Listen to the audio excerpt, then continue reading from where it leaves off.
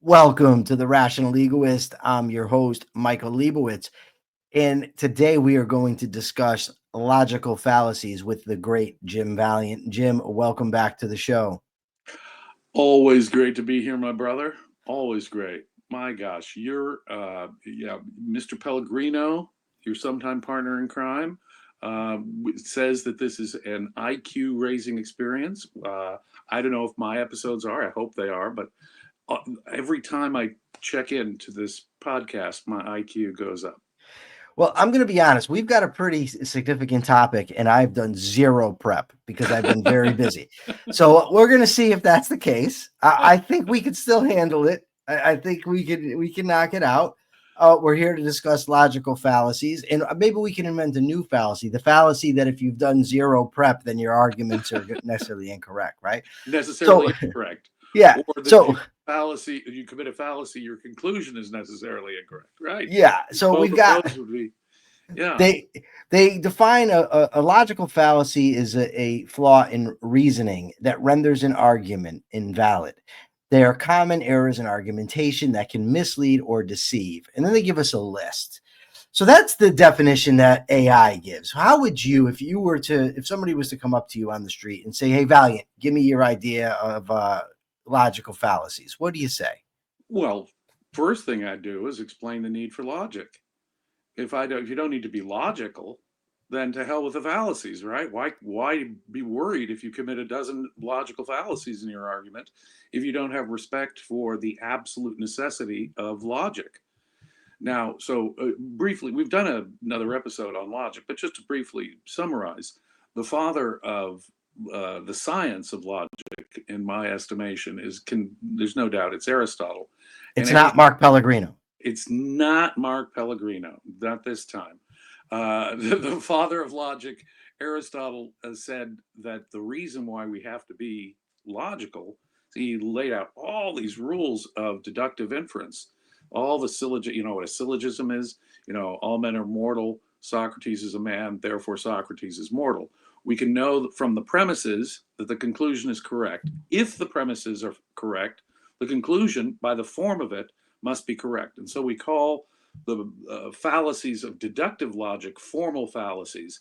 That is to say, fallacies in syllogistic reasoning. Now, he grounded all of that in the law of non-contradiction. And he said that the law of non-contradiction is the basic fact of being qua being. To be is to be to be specific, to have an identity, and to not be in contradiction with yourself. That is true for everything. Since contradictions don't exist, in effect, he's saying, therefore we must be consistent. And anything that is inconsistent already pushes you out of rational thought. You can't be involved in thinking about existence, is what he's saying. And so it takes all the way up to the 20th century for someone like Ayn Rand to say, what he's talking about is the primacy of existence, that existence has primacy over consciousness. And the example that Leonard Peikoff uses and that I often use, just one of many instances. When you're a toddler, you see something unpleasant and you cover your eyes and you realize, oh, it's still there, this unpleasant reality. And covering your eyes did not make an unpleasant reality go away. And in fact, every error that we commit and we correct ourselves as our knowledge advances is a reminder that of what Francis Bacon, the English philosopher, said: nature to be commanded must be obeyed. That is to say, nature, existence, has primacy over my consciousness. My consciousness must conform to it.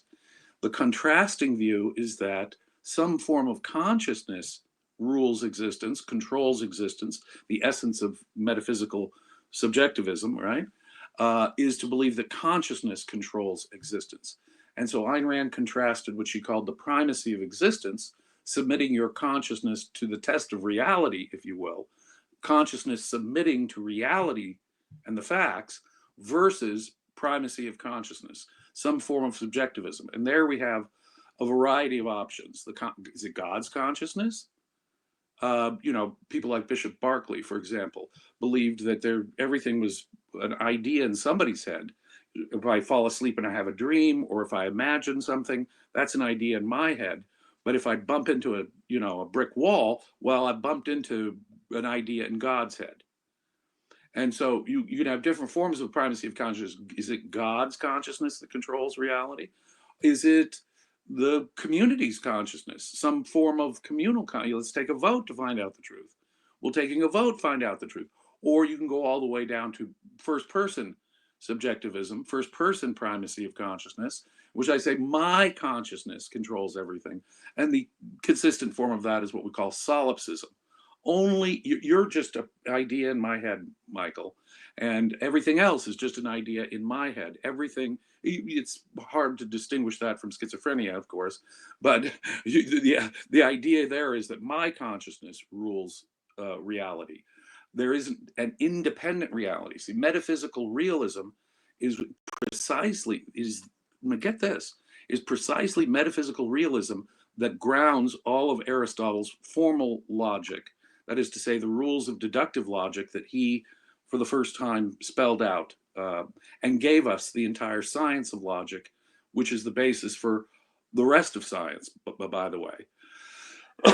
Now, a fallacy is in Aristotle's mind, is to assert a contradiction. Since the law of non-contradiction is the basic rule of being qua being, according to Aristotle, when you arrive at a contradiction, you have departed from reality. As Ayn Rand says, when you stumble across a contradiction, what you're doing is you are admitting an error in your thinking. Your thinking does not conform to reality. Contradictions exist only in the minds of mistaken people. The contradictions do not exist in reality. Now, of course, that is a controversial philosophical premise. Believe it or not. I mean, there are Kantians and post-Kantians, for example, who think logic is simply the way humans have to think about things. There are some who, in a lighter form, will say, well, deductive logic, that's just tautology. It's just simply true by definition, and we arbitrarily create the definitions, if you will. But if you take what's known as the ontological basis of logic seriously, that is to say, the law of non-contradiction is the most basic fact of reality. It's really the law of identity, which is just another way of looking at the fact of existence itself, you see. And so, back to fallacies. In one sense, every fallacy is an assertion of the primacy of consciousness. Every one of the fallacies that you might name. And so, I won't for the moment talk about formal fallacies, for example, and let's not get derailed into, say, the excluded middle or all of its ramifications, or get even further into the weeds of deductive syllogistic fallacies, such as an undistributed middle term, or the fallacy of four terms. You cannot have four terms in a classic syllogism. Those are simply, as Aristotle explains, a denial of the law of contradiction, all by itself. You're claiming that contradictions do exist. And in that sense, they're an affront to the need for method at all. Why do we need logic as a method? Why do we need any method? If an idea pops into my head, ghost, unicorn, magic, elf, I've said many times, that does not oblige reality to contain ghosts, unicorns, magical elves. I need a method. And I need a method that actually works. Astrology won't do it. Ouija boards won't do it. Those are sort of, that's mysticism, you see. What we're saying is we're bypassing a reality-based methodology. And if you simply say, I don't need a methodology at all, what you're in effect saying is that my consciousness is always automatically correct. What I want to believe is what's correct. And if I reject method, then that's a form of rejecting the primacy of existence. That makes sense? I need a reality-based method in order to make sure that my conclusions, the conclusions of my conceptual consciousness, are correct. And so whether it's inductive or deductive logic, though, we can back up and we can say there are a broad set of fallacies that violate rational thought. And everyone's heard, for example, of the fallacy ad hominem, right? It's against, literally means against the man. I say, you made this amazing argument for individual rights, Michael, but the problem is that you're a vegetarian. Vegetarians cannot be trusted. Nothing a vegetarian says can be true. Let's say I have some hostility. Let's say that I'm opposed to Nazism. You're a Nazi. And so therefore, even if you make a valid case for individual rights, that argument is false. It does not matter what the argument was. I'm not talking about the argument itself. I'm talking about the person who's making the argument. Have you heard of the subject motive shift, Jim? I'm sorry? The subject motive shift. Motive shift. That doesn't ring a bell. So Anthony Flew, in his book, it was the first logic book I've ever read, and I loved it. It was called How to Think Straight. Yeah. And he talked about the subject motive shift, and this actually happened to me today, is where somebody shifts from the argument being made to the motives of the person making it. So it's very similar to ad hominem. So if you make an argument, for why the government should not be taxing capital gains, and then someone says, well, of course, that's what he wants because he makes all his living off capital gains, but that's not relevant to the argument that you're making. Absolutely not relevant. Jim, there's something so important. I think it's important anyway, that if you listen to the language here, it says a logical fallacy is a flaw in reasoning that renders an argument invalid. Now, it's very important the way that that's phrased, right? And this goes on to this new fallacy I never heard of until just today. It's called the fallacy, which is assuming that if an argument contains a fallacy, its conclusion must be false. Because an argument can be invalid, but what the person is saying can ultimately be factual. Now consider that. An argument's conclusion might be correct even if the argument itself is improper, or an argument that's proper is not to be believed because of the person himself or his motives. Both of those would be, you can see pretty clearly, expressions of the primacy of consciousness. If I say to you, well, I've avoided fallacies, but you're no good, so I shouldn't trust your argument, what I'm saying is that your consciousness is what my consciousness, in fact, our consciousnesses are what governs. And therefore, bad character on my part would invalidate my argument, no matter what it was. Or if I say this argument contains a logical fallacy, let's say one of the formal fallacies of deductive logic, therefore it violates the rules of consciousness, and therefore the conclusion cannot be correct. Well, that's not true either. You could be accidentally correct. Even if you make a fallacious argument, your conclusion might correspond to reality.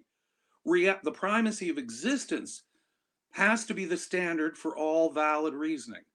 So every fallacy is going to be, in effect, a denial of the primacy of existence. Every logical fallacy implicitly is an assertion of the primacy of consciousness. You see the fallacy.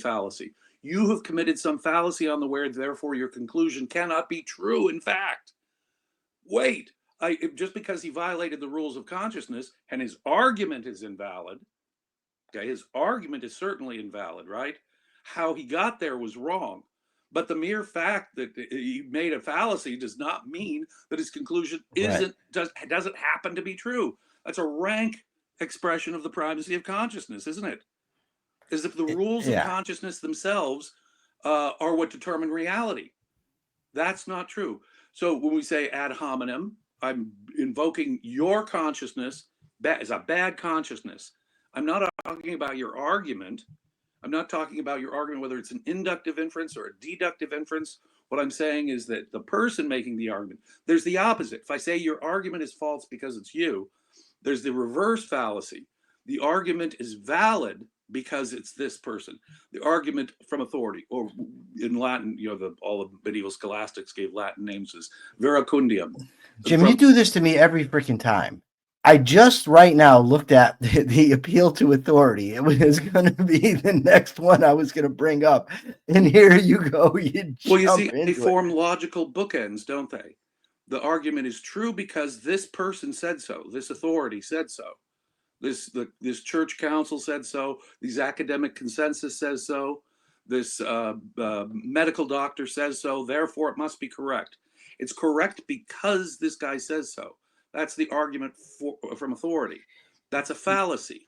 I actually, Jim, Equal, I but you want see to tell how you ad something. hominem forms a bookend, which you're saying They it's do, wrong because of the person who's making it. but and I've always thought this when people say that you're appealing to authority. For instance, if we were talking about something that I can't possibly know, right? The distance of the Earth to the sun, I haven't experienced, I haven't measured, I haven't quantified it, but I've learned it. So if I was in a debate with someone, I would say, look, all the experts, all the mathematicians, astronomers, the top ones in the field have studied this ad nauseum, and they all come to the same conclusion. For somebody to say that's an appeal to authority, and I've seen people do this, it actually isn't, because an appeal to authority, according to this and other things that I've seen as well, is citing an authority figure who's not an expert on the topic. And so it's basically saying that you're citing someone. Now you might turn around and say it's according to what this says and what other things I've seen it say, it'd be citing someone like, say, Linus Pauling. Linus Pauling, who I forget exactly what he was. He was a scientist, but he came out in favor of vitamin C as Yes, he won 2 Nobel Prizes. Yeah, and so people would say, look, this guy says vitamin C, but that wasn't his specialty. Or Einstein, well, he was a communist. Well, so what? He wasn't a political scientist. Specialty might give you reason to believe gives you grounds to believe the authority, but the authority's argument better not be. Yes, well, that's absolutely true, because even despite what that says, the argument of the astronomer who tells you I can calculate the distance between the Earth and the sun, and I'll tell you my methodology, I can tell you how I figured that out, and I can tell you the observations that confirm that very conclusion. If he can't do that, it's still an argument from authority. I don't care if he's the most famous brain surgeon in the world and he's talking about my brain health. He better do better. He better do better than an argument from authority. Now, is it reasonable to rely on authorities when we don't ourselves have technical information? Absolutely. But I still test it. If I go to a doctor and I have an earache and he says, we need to take out your appendix, I'm going to say, what? I'm still going to want to, when I go to a doctor and he prescribes a certain course of treatment, I'm going to want to know what his thinking on the cause of my ailment is. And I'm going to want to see the test results. And I'm going to want to see, tell him, and his prescribed treatment better the heck make sense. Or I myself am fallaciously relying on an authority. Now, the authority himself, if there's any whiff of a fallacy, including an argument from authority on his part, it's fallacious. He, in his argument, he himself could commit all kinds of logical fallacies when calculating the distance to the sun. So there is no field, and I include theoretical physics here, there is no field that can't be brought into terms that an intelligent person cannot in general understand. You better be able to tell me how you know what you know, Mr. Expert, and that better match up with everything else that I do know. See, I agree with you, Jim. I agree. Despite what the definition over there said about the argument from authority, I agree with you that just saying the argument is true because an authority says so would be wrong. Always. Yes. Now, let me just give you some examples where I rely on authorities all the time and I'm doing just fine. Right? I need my oil changed, and I don't know how to do that. I go to the place down the street, and they do it for me.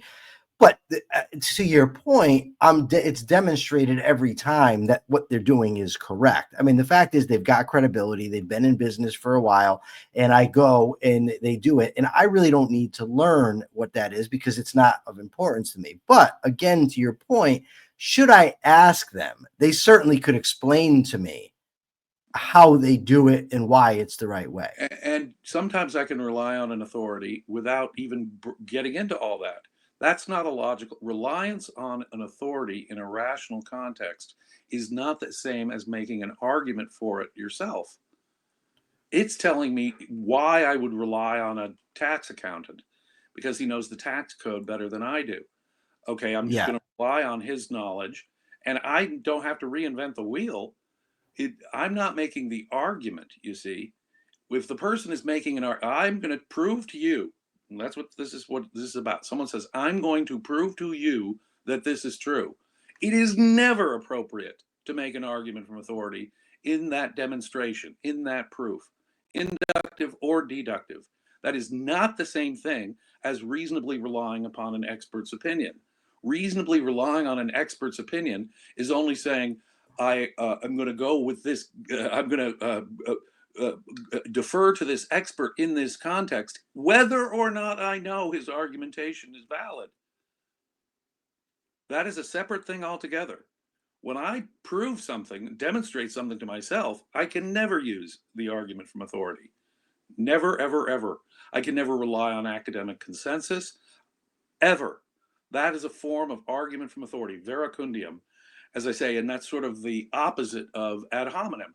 It's not to be believed because of who it is. It is to be believed because who it is. And both are, in effect, you see, expressions of the primacy of consciousness. That make sense? So, Jim, yeah, but I have a little bit of an issue with it. I agree with you that if you're making an argument, then it's the argument that matters, not the authority that does it. Always. But when you're living your life, to rely on an authority and to accept that what the authority says is true when you don't have contrary evidence, I don't think it's reasonable to say I need to go into all the arguments and all the reasons for why I'm the authority is true. demonstrating the truth of the proposition. What I'm doing is I'm relying on his estimate of the truth of the situation. That's two different. But you're accepting it as true, aren't you? Well, I'm acting on it as if it were true, at recognizing his expertise. I'm not, in fact, I'm not even breaking down whether or not there are fallacies along the way in it. I'm saying, even if he is mistaken, he's probably going to do a much better job than I am, for one thing. And so, but if strictly speaking, if I'm deriving truth, logical inference is the process of deriving a new truth from an old truth or truths. If I am engaged in the inference myself, I can never use authority. That is a different proposition than saying I'm relying on my dentist or my tax accountant or an auto mechanic or a surgeon. That is very different. For example, have I proven that the engineer who built the bridge, have I proven that the engineer who built the bridge did so without making any mathematical errors in his engineering? No, I don't. I see other cars on it. It hasn't fallen. The bridge has been standing there for a long time. I assume what I'm assuming rationally. The only conclusion I'm coming to is it safe under these circumstances for me to drive over that bridge? Yeah. Right. Based on Well, knowledge I've already got. so let me give you an example and see what you think about this. And I like this one because I think that the argument from authority, I don't know if it affects us more than others, but we certainly have to rely on things that we can't go through a long out process, a long drawn out process every day. Like you said, you can't go and back check the engineer for every bridge you're going to cross, right? You just can't do it. You have to go and say, okay, I see other cars are going over it. I've gone over it in the past. I'm sure I can do it now. So like I accept, for instance, germ theory to be correct. I've read that it's true. I've read it in biology books. I've certainly experienced when I come in contact with somebody, for instance, that has a cold. And if I touch my face, you get your eyes, your nose, and your mouth, and then I end up with a cold. This happened to me numerous times. I don't think that in order for me to accept germ theory as true, I need to know all the ins and outs of it. Well, you need to know enough to know that it's true. For example, if I didn't have my background I'm not a scientist, but without the limited background I have, say in biology and chemistry, I wouldn't be able to begin to establish the truth of it, even in my own mind. I would be just relying, like I rely on an expert without really knowing their. And I'm not saying that's an invalid thing to do. I'm just saying it would be the equivalent. If I hadn't looked through microscopes and they hadn't shown me microorganisms and they hadn't distinguished certain microorganisms, and if they hadn't shown me the etiology, the causation of how certain microorganisms, propagate or become parasitical on hosts and things like that, then I myself would not even be in a position to know that, okay, the scientist is, what he's saying is inferentially true. I still think that for you to know, for you, Michael, to know something is true, you've got to have at least the basics of what that biologist knows, or you don't know it to be true. You're just relying on an authority, reasonably or unreasonably. But Jim, you just said there has to be a base. So if my base is, look, I went to school, I took biology in school, I've read college biology textbooks, they all talk about this thing. Uh, I've gone to the doctor who I know, I can see he's got his education. He tells me the same thing. And I know from my own personal experience that this is happening. Now, if you introduce the idea, let's just say, and either I'm going to come off as a very naive acceptor of information or an extreme skeptic, and I'm neither. But if you introduce the idea, well, I have to see it through the microscope and I have to see how these things interact, but then I have to rely on the validity of the microscope and why the microscope is working. Right. And I'd have to know, but eventually you run into things that just to learn all of that on every topic of which that there's a difference between saying I'm an expert, or I am simply relying on an authority. Well, I don't know it from my own firsthand so knowledge. to say that the common cold is communicable from person to person, you think that you would have to go through a whole I think you have to know the basics of, you do have to know certain scientific basics if you know it. If you claim to know it, yeah. Now, if you say I'm relying upon an expert, that is a different evaluation. I regard that as a separate kind of evaluation. I'm not claiming knowledge when the brain surgeon is doing. See, I would look at it differently. I would look at it, and I don't know. I don't think you and I ultimately are saying different things. I think we're labeling it differently. I would look at it as levels of knowledge or depth of knowledge about a topic. Like I wouldn't compare my knowledge of germ theory, for instance, to a microbiologist. No, nor would Not I. even close. What I would say is that the evidence that I've seen in my life convinces me that whether you want to call it germs or microbes or spittle or whatever, that yes, the common cold, the flu, things of that nature are indeed communicable. I've known it because when I've been around people that have had these, I've caught these diseases. I've seen other people catch these diseases. The doctors that I've gone to in my life who do have expertise have said it. The books I've read on the subject also say it. So I would say I have enough knowledge of the topic to understand that I should wash my hands and I should try to stay away from people with these diseases. You know that, okay, let's distinguish a few things here. For most of human history, germs were not known to be the cause of disease. And no one knew it. No one knew germ theory, and disease was still doing what disease does. And did people some smarter doctors come to the position, these things are catchy, these things are communicable. They came to that, and they reasonably came to that through an inductive inference. Certain diseases are communicable. And even when it was a strong correlation, they could eliminate the other factors so that they could say, well, it's a strong enough correlation to begin to say that it is communicable, but not always. Now, until we get figures like Louis Pasteur, until we get to the people like that who really figured it out, nobody knew it. And once we have Louis Pasteur, and I can go to my high school biology class, and someone can explain to me microbes, and then show me microbes, and then tell me how microbes work, now and then and only then do I really have enough information for me to say, even if I'm not an expert. Now, most areas of expertise, the knowledge should be available to non-experts, is what I'm saying. I'm saying you should be able to figure it out on your own and validate as your own knowledge just about anything under the sun. Now, the cutting edge of science, does rely on experts. But, in time, what happens is that the expert knowledge the argument becomes so easy to explain to the ordinary person that it becomes truly knowledge on the part of the ordinary, intelligent, educated person.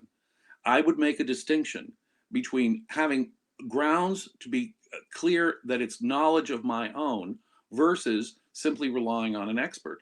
There are many people who drive their cars to auto mechanics. But are there degrees, Jim? Clue. I'm sorry?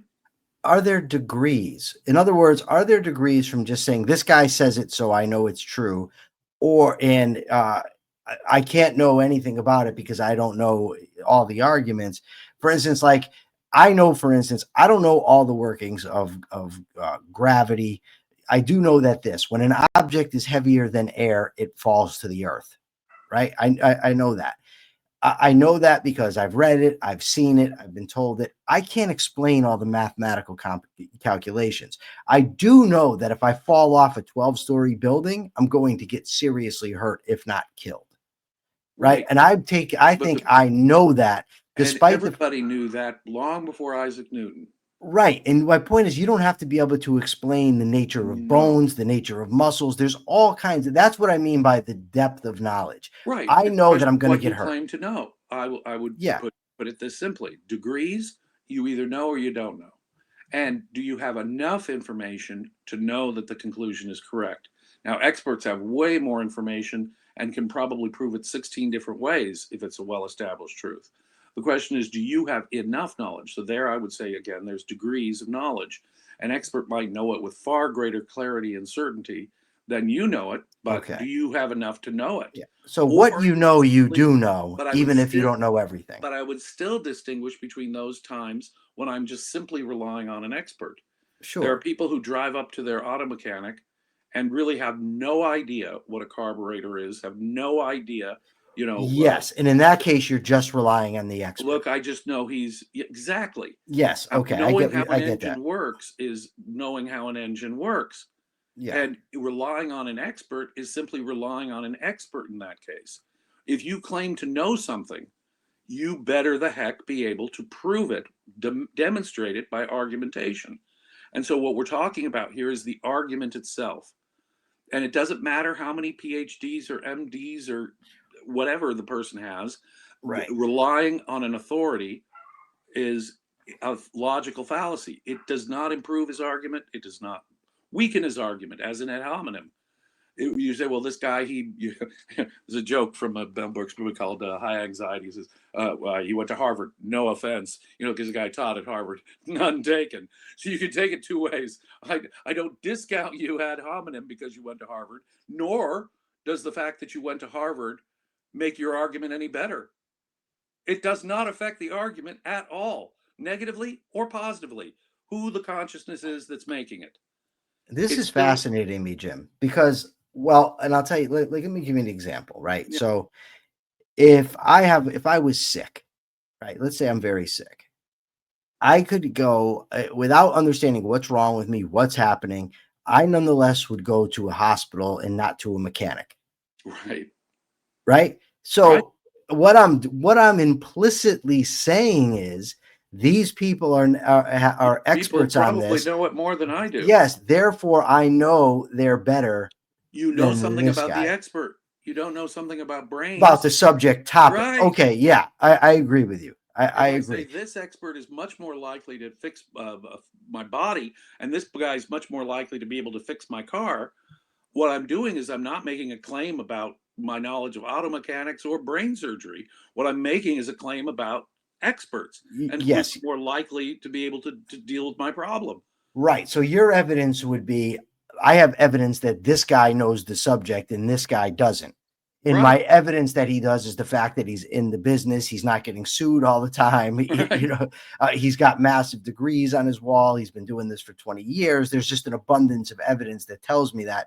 Whereas this guy, you go to his shop and it talks about how he knows how to work on cars, not separating gray matter from white matter or some such thing. And even if I'm not claiming to be to know the subject at the end of the day, if I know enough, I still, for example, if a doctor, like I say, prescribes treatment for me, I have to know enough about the subject to be convinced enough. Now, this is where you were talking about degrees. That is to say, he has shown me the tests he ran on me, the x-rays, the CAT scan.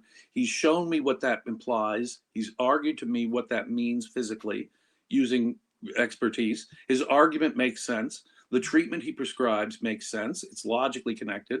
Like I say, it's not, he doesn't want to amputate my ear if I have a stomach ache or something.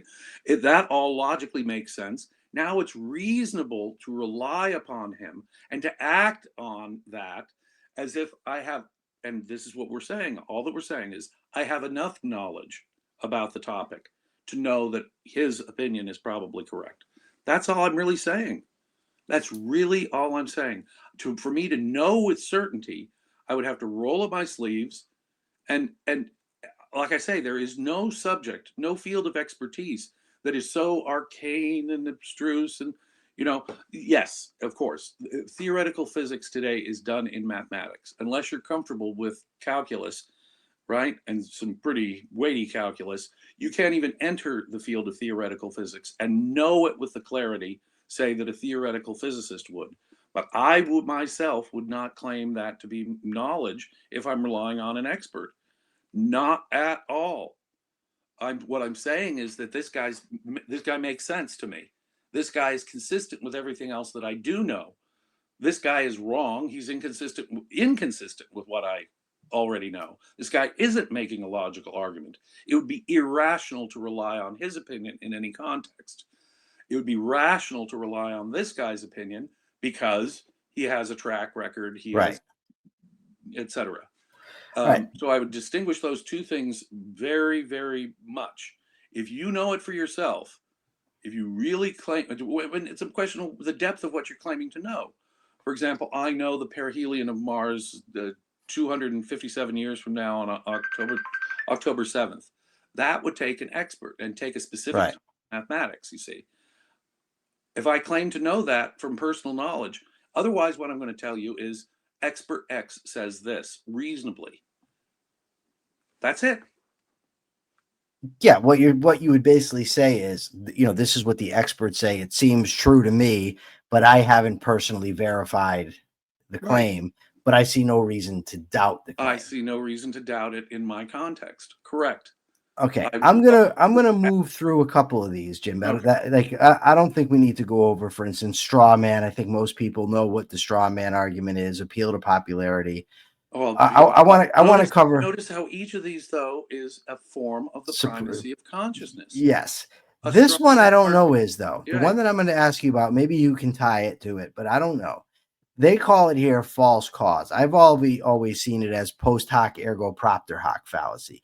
The idea that it follows, therefore it's because of. After The way that, it's put here is assuming that because one event followed the other, the first event caused the second. yeah, well, you don't So want get into this a little bit, and if you can tie this to supremacy of consciousness, I sure will be impressed. oh, well, the fact is that causation is an application of identity, and Yes. it's normally an inductive logic. So, in general, it's a kind of hasty generalization, right? What you're saying is that just because this happens after that, the prior event is the cause of it. When we know absolutely that if you attend to reality, that if the primacy of existence is your guide, you know that that's it, even if it happens on a semi-regular, not a perfectly regular, but semi-regular basis, you might think, that's a valid hypothesis. But what you're doing is you're taking your context, and this is what I would say about inductive fallacies like hasty generalization. What you're saying is that my existing context of knowledge is all I need. That is a form of the primacy of consciousness. I don't need to know about other potential causes. My current context of knowledge is necessarily sufficient to answer the question. If that's what it always amounts to. I know if I say post hoc ergo propter hoc type arguments, what I'm saying is that my existing no, what I noticed as correlating to this to that in time is sufficient. It's elevating my current context of knowledge above what I don't know and what I'm trying to know. Any form of hasty generalization is to say my current context is sufficient and that I've got all the knowledge I need. Well, in fact, to identify a cause is a very rigorous procedure in inductive logic. To know a cause is a very demanding thing. And you've got to eliminate, in effect, the modern scientific method of controlled experimentation is to control the factors, controlled experimentation, so that you can zero in on the difference that made the difference. Now, penetrate, and how does Dr. Leonard Peacock puts it so beautifully, to wrest from nature a secret And to do that, you've got to do systematic integrative thought. And if you're not engaged in that systematic integrative thought of induction, what are you saying? You're saying that it's like circular reasoning in a way. Circular reasoning, you say, well, how is that an example of the primacy of consciousness? What you're saying is what I happen to believe is what is true because I already happen to believe it. Or the temporal observations of this happening before that are enough. My consciousness's existing context was sufficient to answer the question. My consciousness rules supreme, and I can tell you what the cause is. No, my consciousness does not determine what the causes are in reality, what caused what. And I cannot simply rely upon in many cases, I cannot simply rely upon my current context of knowledge. It could be a cause, of course. To be a cause means that this generally happens before that. So when I do find the cause, they will have that temporal relation. So what I'm doing is I'm confusing that temporal relation, right, in the context of my knowledge with what the actual cause is. I don't need to know anymore. You're declaring, in effect, that your consciousness is dictator of reality, even when you know you have an incomplete context. To say correlation isn't causation is to say the primacy of existence, my friend, is to remind someone, tap them on the shoulder, no, correlation isn't necessarily causation because your current context of knowledge is not an omniscient one, is not an all-knowing one. And so guess what? Reality rules. I'm still saying, in effect, what makes that a fallacy? The fallacy is my consciousness, the state, my current context of knowledge is what rules. No, it never is. But Jim, Yeah. hold on one second, because Yeah. it seems to me that somebody could be adhering to the primacy of existence, make the error of it follows, therefore, because of, and just believe that their mind is conforming to the reality, that they are actually have identified a cause. They're not saying that their mind is dictating it. They're just making an error in what they're assuming is happening. If they were to say it in a fallacious post hoc way, that's exactly what they're saying. If they've made an innocent error, they think they've accounted for all the factors, and they've made Okay. an error, then they're saying, well, look, I've accounted for the primacy of existence. That is not. So you're distinguishing then. You're distinguishing between an error and a fallacy. Okay. The fallacy of fallacies is what you just, in effect, we're trying to pull off there. The fact that I've made a mistake doesn't mean anything about, you know what I mean? In effect, what we're saying is, if all I'm saying is, look, in my current context, this always follows that as far as I've experienced so far. Now, I haven't experienced every instance like that, so I'm in no position to really know, would be a concession to the primacy of existence. If I were to say, no, this has always followed in my experience, therefore it's true, then I'm asserting that my consciousness, in effect, has primacy over my consciousness has primacy over existence. So if I'm arguing fallaciously, it is an assertion of the primacy of consciousness, not a mere mistake. All right. The last one we're going to cover, and this one I love. I don't love to commit it, but I like it. I don't even know if I love it. It's something I can't stand when I come across it, I think is a better one. So it's something I really want to discuss, would be the best way to put it, is begging the question. That's assuming the conclusion is true in the premises. There was an interesting quote in the book that I referenced before. God, I haven't read it in so long, but the How to Think Straight, where the guy gave an example. He made the argument, well, since this is the case, what do you think about this? And the guy says, yeah, take no man's word for it, is what I think. Right. And I thought that was wonderful. But so what do you? Every form of circular reasoning, every form of what we call petitio in logic, every form of circular reasoning is to say it's true because I already believe it. Nice. Yeah, I like that formulation. And so you could pull a Costanza and just leave right now on a high note if you want. There, my work is done. Circular reasoning is a classic form of the primacy of consciousness, in the sense assertion of the primacy of consciousness. It's true because I already believe it. You can go through ad populum is true because people believe it. A million Frenchmen can't be wrong. Ad baculum, the argument from a stick. If you don't do this, I'll hurt you. There's a negative consequence to you. That is absolutely saying that the guy with the stick's consciousness, because he's got a stick, his consciousness rules. Misericordium, appeal to pity. Or in general, that's just one example of ad passiones, argument from emotion, argument from passion, emotion. If I'm making an emotional appeal, or misericordium, an appeal to pity, oh, the poor thing, what I'm saying is emotions rule. So all of these informal fallacies appeal to emotion, appeal to popularity, appeal to argument from a stick, argument for it's false because this guy says so. It's true because that committee says so. They're all the informal fallacies you see are actually simply expressions of the primacy of consciousness, which is what Aristotle and circular reasoning, my God, and hasty generalization, what you're doing is you're asserting that your existing context of knowledge is what governs the universe. No, I'm not infallible or omniscient. My existing context of knowledge does not dictate anything to reality. And that's where the fallacies of circular reasoning or hasty generalization come in. We have a catch-all fallacy, non sequitur. It doesn't follow. And we say this simply doesn't follow from that. And it's sort of a catch-all logical fallacy. It is the affront to methodology itself. It's saying my consciousness needs no particular method to come to a conclusion.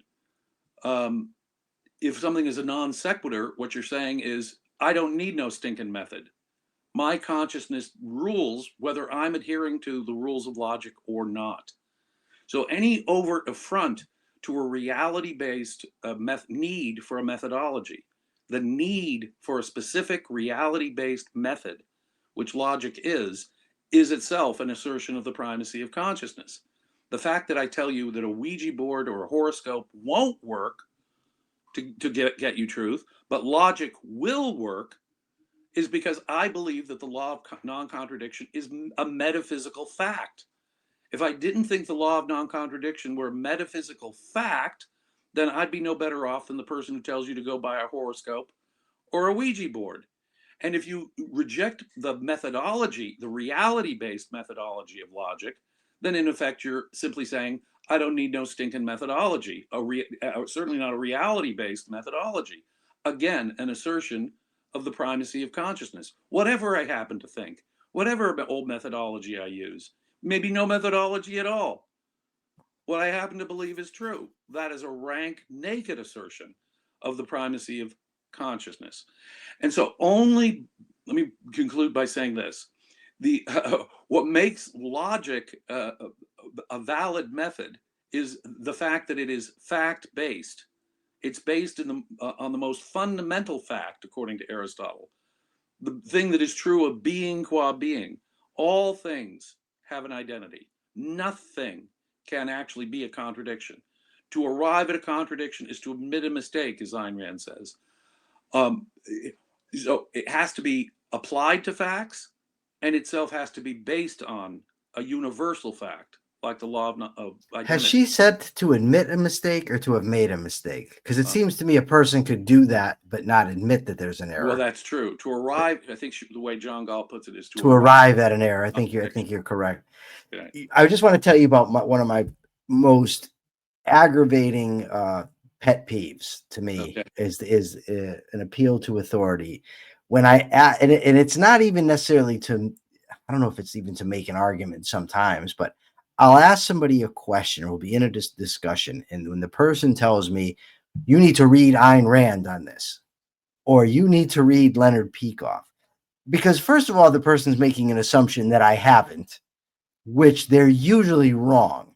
Secondly, if I'm asking you what you think, I want to know what you think. I know what Ayn Rand thinks, right? I'm looking for your thoughts. Now, you might have the same opinion, but then explain why it's your opinion.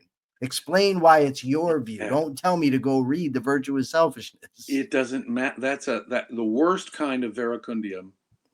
Appeal to authority are authorities that we ourselves, and this is one we always do, isn't it?